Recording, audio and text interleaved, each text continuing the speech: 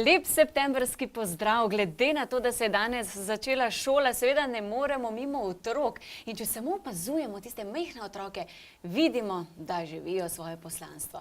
A veste, tisti občutek imajo, da je v svet njihov, zgodaj pokažejo talente, ki jih zanimajo, želijo vse to doživeti, izkusiti, potem pa ne, velika večina izgubi stik s svojo dušo, kot radi rečemo.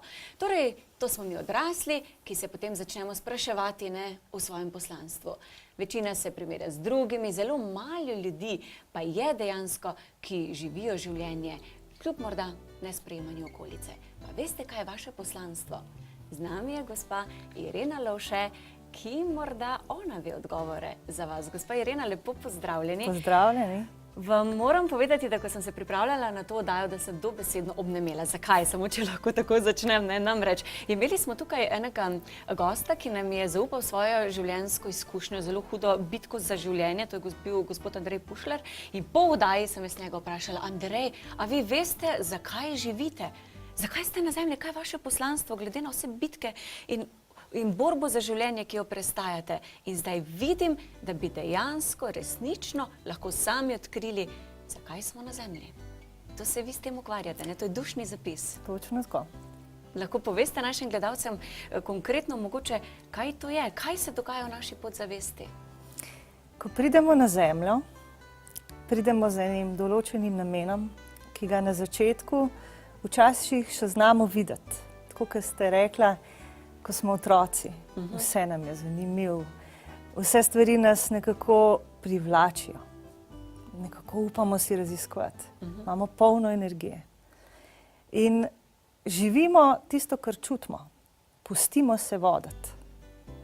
Potem pa mnogokrat naša vzgoja, okolica, šola, začne v nas zapisovati določene programe, ki nas usmerjajo v to, kar je v kolektivnem nekako normalno, sprejemljivo in da pašemo nekako v ta kalup. S tem pa začnemo pozabljati tisto, kar resnično je naše notranje hrepenenje, kaj bi mi dejansko želeli, in začnemo namesto poslušati sebe, poslušati ta vpliv, to se pravi okolico, in tako gremo stran iz te naše poti. Poslanstvo, ki bi naj ga živeli, je ponavadi to, da bi izrazili našo unikatnost. Jaz v zapisih, ki jih berem, vidim, da je vsak človek po nečem poseben. Da ima neko svojo, lahko rečem, svoje darove, svoje talente, ki se jih da oblikovati v določen poklic, če le ta obstaja, recimo tudi nekje formalno, ali pa tudi ne. In v zadnjem času opazim, da je veliko ljudi v želji, da bi živeli nekaj, kar ne obstaja, kar ni uradno nekako priznano. To se pravi poklic, ki mogoče ni tako poznan ali pa sploh ne obstaja. In ga ne znajo opisati. Ne vejo točno, ne vejo, da so mogoče dobri v komunikaciji z ljudmi, da so dobri v delu z ljudmi, da so dobri v negovanju duše, tako kot sva se prej videli pogovarjali, da so dobri v tem, da dajo ljudem tolažbo, da jih poslušajo, da znajo dati recimo dobre nasvete. Ampak ko pomislijo, da bi to živeli v praksi, da bi s tem recimo služili denar, se stvar ustavi. Ker ko bi hoteli to nekako dati v neko obliko, to se pravi, da bi postali terapevti ali svetovalci, se stvari začnejo zapletati, ponavadi že okrog teh formalnih stvari. Ker začne delati razum. Razum, ker si rečemo, kako pa bomo živeli ne iz tistega, kar pa želimo. Tako. In takoj smo na tem, da se moramo osredotočiti na to, kar prihaja iz nas, in prenehati poslušati glasove, ki so okrog nas, ki nas ponavadi ne podpirajo v tem, da bi živeli svoje poslanstvo. Ker okolica je naklonjena temu, da smo mi podobni vsem ostalim. To se pravi, da ne izstopamo, da nismo nič drugačni po razmišljanju, da nekako se prilagajamo pričakovanjem drugih ljudi, tudi včasih staršev, ki imajo do nas pričakovanja, kaj bomo delali. In tudi seveda strahovi so pogosto razlog, zakaj ne živimo poslanstva. Se pravi dvom, tudi strah pred tem, a bom uspel, kaj pa če ne bom uspešen v smislu finančnem, ne? Ja, točno to, ja. A bom sploh znal vrednotiti svoje delo, ne? Ker ogromno ljudi ima darove, ki jih tako spontano deli. Ne? To se pravi, pomagajo ljudem, so dobrohotni, dobronamerni, delijo nasvete, se z drugimi na ta način ukvarjajo, da jih poslušajo. Ampak kako bi zdaj to dali v neko obliko, da bi od tega živeli, tukaj se pa dostikrat zaplete. Ne? Postaviti ceno torej. Postaviti lastno ceno. To se pravi, biti toliko suveren, toliko nekako, lahko rečem, tudi prepričan v to, da imaš dar, da ta dar suvereno predstaviš in ga tudi na nek način unovčiš. In to bi naj bil tudi naš namen. Se mi poslanstvo lahko opravljamo tudi v vsakodnevnem poklicu, tudi če smo, medicinska sestra, policaj, ki so taki socialni poklici, oziroma poklici, ki imajo stik z ljudmi. Vendar prav to konkretno dušno poslanstvo, to se pravi tisti unikat, to pa ponavadi je malo poseben. To pomeni lahko tudi v vsakdanjem poklicu, tudi če nam je pisan na kožo, najdemo nekaj, kar pa je za našo dušo, da znotraj poklica najdemo delček sreče ali kako? Tudi to, vsekakor. To se pravi, da ni treba, da zdaj mi izberemo poklic, ki ga težko, tako kot sem rekla, definiramo, ampak lahko že v vsakodnevnem delu, to se pravi tam, kjer delamo, najdemo neko zadovoljstvo v tistem, kar počnemo. In poskušamo dati od sebe največ. Recimo optimizem, dobro razpoloženje, dobro voljo, to, da se nasmejemo, da ljudem nekako odpiramo srca, tudi to je poslanstvo. Rada bi dejala namreč našim gledalcem čim več takšnih podatkov, da se najde v njih, pa mogoče, da živijo bolj srečnejše življenje. Če smo tukaj pri dušnem zapisu, kako si lahko sam gledalec pomaga, če pride k vam na dušni zapis, kaj dobi in kako potem to spravi in udejanji? Pomemben podatek, ki ga dobi na zapisu, je, kaj ga ovira pri tem, da se ne more izraziti. Ker največkrat prihajajo ljudje s vprašanjem, kaj naj naredim, že dolg časa se recimo vrtim okrog ene in iste točke, ne moram iz tega priti ven. Kaj narediti, kaj me ovira, kaj so tiste blokade? To se pravi, vzroki, ki nam preprečujejo, da bi šli naprej, ali da bi šli v neko dejavnost svojo, ali da bi naredili neke spremembe v življenju, ali da bi skratka nekaj bilo drugače, kot je, in kar nas seveda spravlja v neko nezadovoljstvo. Torej to spremeniti v zadovoljstvo, v srečo, v veselje. Se pravi, ovire so tiste, ki se dajo v zapisu dobro razbrati, razlogi, ki so velikokrat povezani s preteklimi izkušnjami, torej s prejšnjimi življenji, in tudi z vplivi naše okolice, kot recimo vzgoje, naši starši, rodbinski tok. Torej vsi te odgovori, kaj nas tlači dobesedno, dostikrat se ljudje tako počutijo dole, kaj nam nekako preprečuje, da bi res živeli samega sebe, to se da razbrati iz dušnega zapisa. To vi razberete. A lahko poveste samo kako, da si zdaj gledalec lahko predstavlja? Pravzaprav zelo preprosto. Ko pride nekdo k meni, samo s tem, da se povežemo in da mi da dovoljenje za vstop v njegov dušni zapis, jaz lahko prebiram. Pomeni, da imate vi poseben dar. Tako. Dragi gledalci, če vas torej zanima, kakšen je vaš dušni zapis, kakšno je vaše poslanstvo, lahko pokličete našo gostjo, gospo Ireno Lovše, na telefonsko številko 031 577 551. Če ne želite zdaj seveda javno tukaj poklicati, no to tako ne gre, ker ti potrebno je 1-na-1 delo, lahko samo pokličete v našo režijo, pustite svoje podatke, pa vas bodo poklicali, oziroma vas bo gospa Irena poklicala nazaj in se tako torej prijavite mogoče na kakšno naročilo dušnega zapisa. Ali lahko poveste, kaj konkretno pa natančno v bistvu tako vidite? Naprimer, pride nekdo k vam, kaj tako kratka, da malo povem, kako približno. Ja, da si predstavljajo. To se pravi, ko se odpre dušni zapis, se ponavadi odpre tudi neko življenje, ki je s tem človekom povezano, torej prejšnjo življenje, iz katerega se prenaša v to življenje neka izkušnja. To se pravi, neki občutki, neke situacije in na podlagi katerega življenja tudi v tem življenju nekaj razrešujemo ali pa se nečesa učimo ali pa nekaj nadaljujemo. To je ena od možnosti. Velikokrat se pojavi tudi zakaj, to se pravi tisti osnovni začetek, zakaj je prišla duša na zemljo. To se pravi, obstaja en tip duš, ki se imenujejo misijske duše. Misijske. Pomeni, da so prišle na zemljo z nekim višjim namenom. In niso mogoče prišle samo zato, da se tukaj reinkarnirajo, ampak so prišla kot neka višja bitja in so prišla pomagati zemlji, to se pravi z nekim namenom, ne? Po zaščiti, po podpori, po tem, da se širi svetloba, po tem, da se širi ljubezen. In misijske duše ponavadi nosijo v sebi zapis te stalne potrebe po tem, da bi pomagali. Torej so najbolj socialne, najbolj dostikrat tudi trpijo zaradi tega, ker se dogaja okrog nas kar se, ne? Od krivic do nekih bolečin, trpljenja in tako naprej. Se pravi, se jih te stvari veliko bolj dotaknejo. Ne? In vse posod, ker se nekje nahajajo, je v njih tisto hrepenenje nekaj pomagati, nekaj spremeniti, nekaj izboljšati. Ali človeku, ali v samem okolju, v katerem se nahajajo. Ne? Torej, to je značilnost teh misijskih duš. S tem, da misijske duše so pogostokrat nerazumljene v svetu.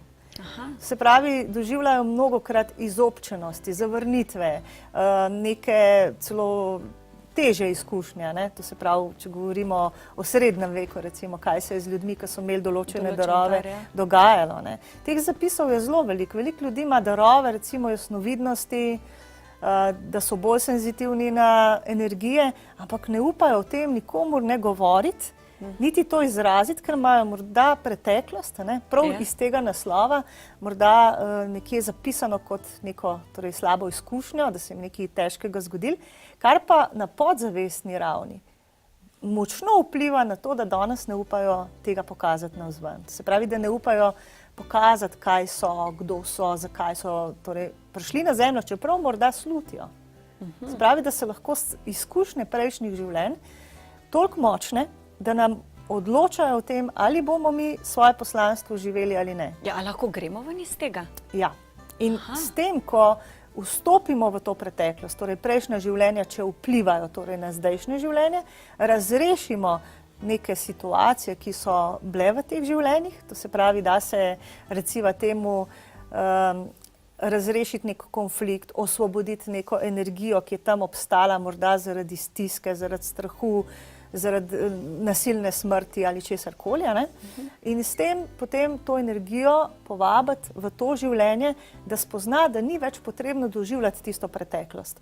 Ker mi lahko zdaj živimo torej to življenje, ki tukaj, vendar še vedno doživljamo tudi življenja, ki so se zgodila nekoč na podzavestni ravni in ta življenja vplivajo torej na to, da se pojavljajo določene, recimo, težave, tudi v medsebojnih odnosih ali kjerkoli pravzaprav, ali naj bo to na poklicni ravni, to se pravi kot delo, ki ga opravljamo, ali pa v tem, da se stalno počutimo nekako neizražene, nezadovoljne, karkoli.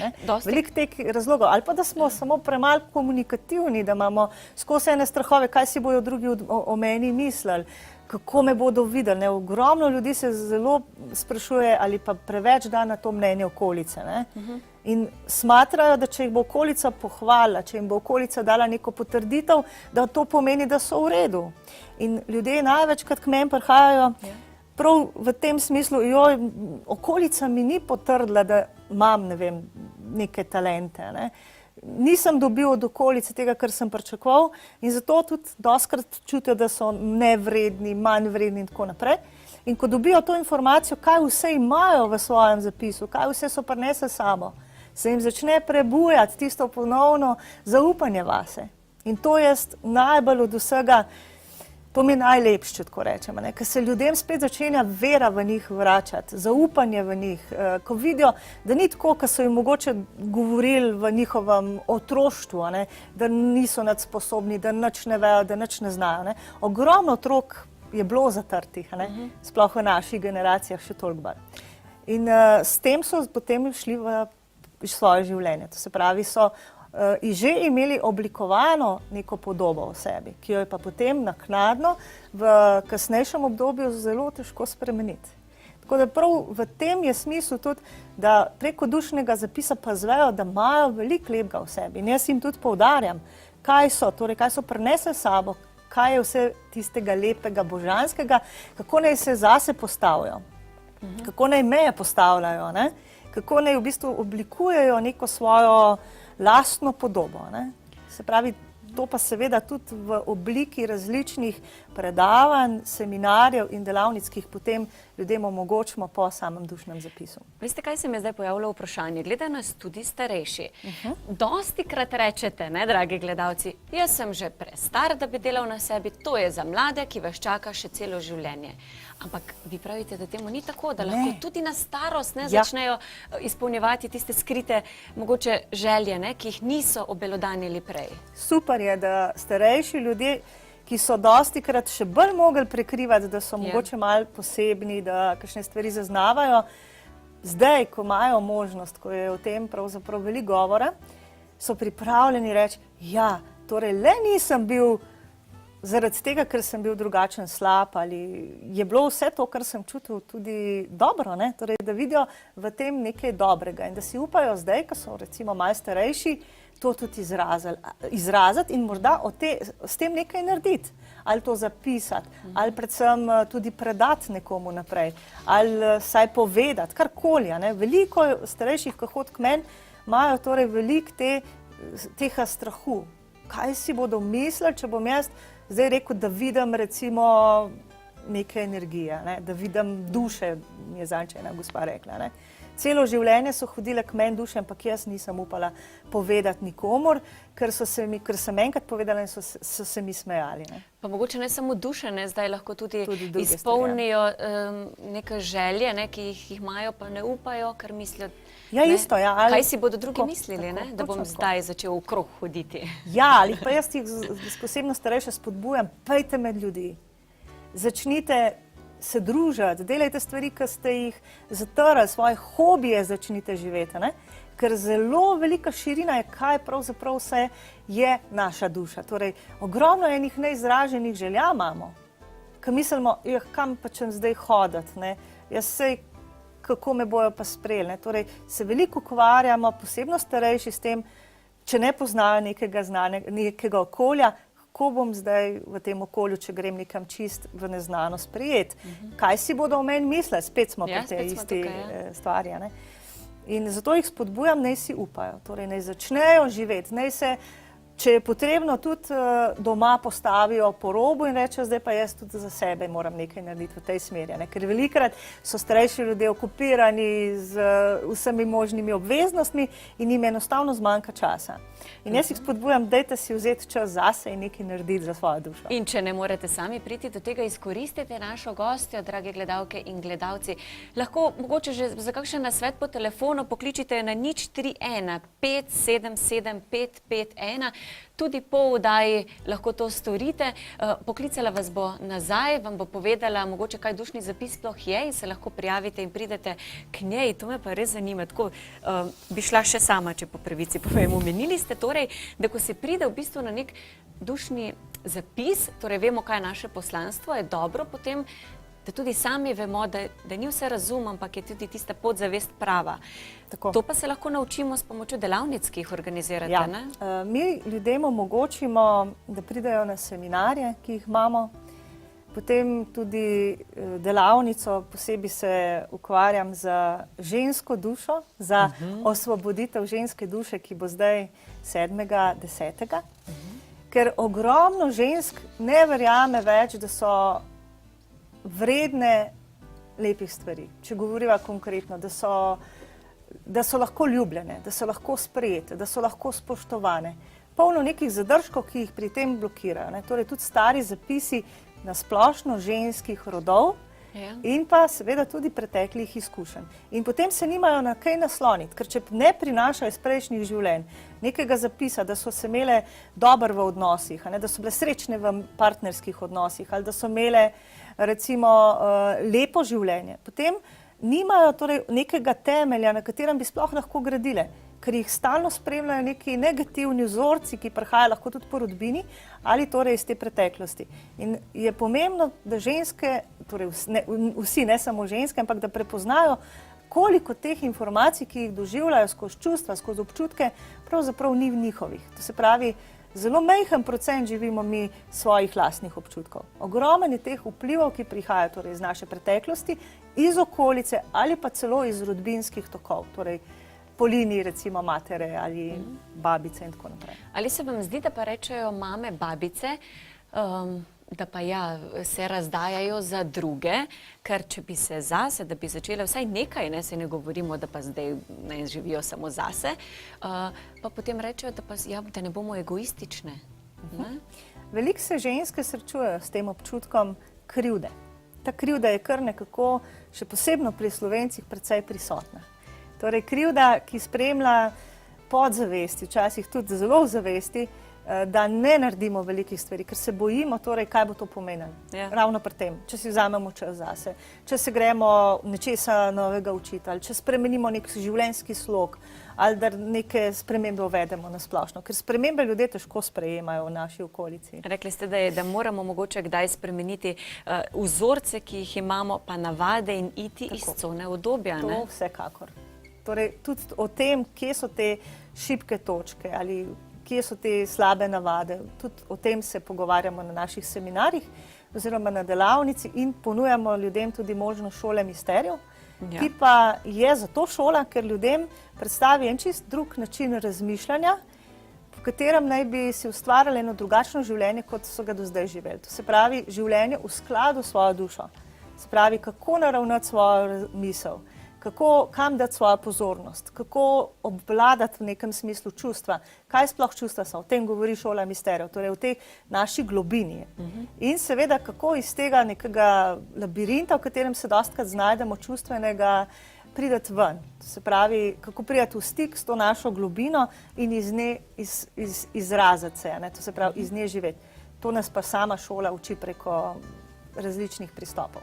Na spletni strani Dušni zapisi najdete torej vse delavnice, na katere se lahko tudi prijavite. Torej Osvoboditev ženske duše, drage gledalke, ne, je že 7. oktobra, imate čas, še mesec, ne, da se pripravite, pojdite, preberite kaj več o tem, če vas prepriča, pokličite našo gostjo, torej na številko 031577551, ki je zapisana tudi na tem ekranu in si lahko prepišete, upajte si, ne. Vzemite pomoč, če vam že ponujamo, oziroma če vam gostja ponuja svojo storitev. Ste rekli, ne, da ste tudi vi potrebovali čas, da ste prišli takole javno govoriti o teh stvareh, ki so bile včasih kar zatrte, ne? Ja, zelo. Sama sem šla že tudi kar čez nekaj teh mlinčkov, če tako po domače rečem, da sem nekako pridobila tudi to zaupanje, da mi ni težava kamorkoli priti in povedati to, kar delam. Vidim, da marsikateri gospod reče, jaz sem čisto zadovoljen s svojim življenjem, imam svoj vrt, delam to pa to, imam prijatelje, imam kakšen šport, ne. Ženske pa čutijo, da pa bi kaj več, pa ne upajo, ker so se vdale v sodo. Takšna je moja karma, ne? Ja, točno tako. Torej, kaj takšnim rečete? Zakaj bi spremenili, pa ne, ni nujno spremenili, zakaj bi šli po dušni zapis, če pa so mogoče zadovoljni življenjem? Pa so res, je vprašanje, ne? To je tisto, ja. Veliko ljudi si nekako ustvari sliko zadovoljstva, ker če bi šli v to svojo globino, kjer doživljajo marsikakšne občutke in čustva, bi bilo to kar težko. Malo ljudi se v resnici odloči, da gre pogledati malo globje vase. Raje si ustvarijo sliko mogoče nekega idealnega življenja celo, neke svoje slike o tem, kako bi sicer radi, ampak to živijo v smislu, da to že je, ne? Me razumete? Se pravi, da je lažje to narediti, kot pa res to zadovoljstvo živeti. Ker če hočeš biti zares zadovoljen, moraš odpraviti v resnici tiste negativne tokove, ki jih ima znotraj sebe. Zato pa je nujno vstopati v globino. Se pravi, ali si ustvarimo sliko idealnega življenja in ga živimo in ga igramo v resnici, ali pa ga res živimo. In to, da ga res živimo, je izraz naše duše. To se pravi, to pa od znotraj pride, ne? In zato veliko tako, in to je žar. In to je tisto, kar imamo iskrice v očeh. Ljudje velikokrat rečejo, vse sem zadovoljen, ampak so tako, kot da bi bili v nekem smislu ugasnjeni. V sivini. Ja, tako, jaz ogromno srečujem ljudi, ki sicer ne vedo o sebi kaj dosti povedati. Rečemo, vse je kar v redu, ampak so žalostni. Pa ne vedo, zakaj. Jaz tu njih vidim žalost, vidim razočaranje, vidim tiste povešene rame, kar pomeni, niso zadovoljni. Ne? Ampak jasno, če bi si priznali to bi teralo od njih soočenje, zakaj je tako. Ne? Soočenje s sabo pa ni vsak pripravljen v to. To se pravi, ni vsak pripravljen se soočiti samo. Mogoče si kdo predstavlja, da pa bo prišlo do spremembo, da bo kar pustili ženo, može, pa temu ni tako, ne? Samo govorite o tistem notranjem žaru, da ga izpopolnijo, pa če je to sprehod, pa sprehod, a ne? Oziroma pomoč sosedi. Ja. Velikrat pridajo ljudje in rečejo, imam take in take probleme in si želijo potrditev. Ja, vaš problem je, ne vem, mož, vaš problem so vaši starši, vaš problem je vaša služba in če boste to rešili, bo vse dobro. Pa ni tako. Ja. Ker v bistvu tudi, če to razrešijo ali pa grejo stran, ponavadi doživijo iste občutke prej ko slej. Se pravi, kljub vsemu, v kakršni koli situaciji si pa je lahko tudi zelo težka, potrebno razloge, vzroke, ki te pripeljajo do teh občutkov, ki jih imaš razrešiti. Šele potem se ti odpre lahko novo obzorje in tudi novo življenje, če tako rečem, tudi novi odnosi. A veste, kaj sem se spomnila?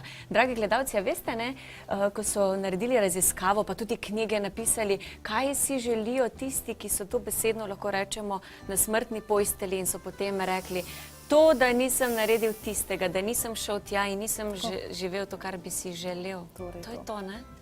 Ljudje sploh ne upajo več uresničevati svojih želja.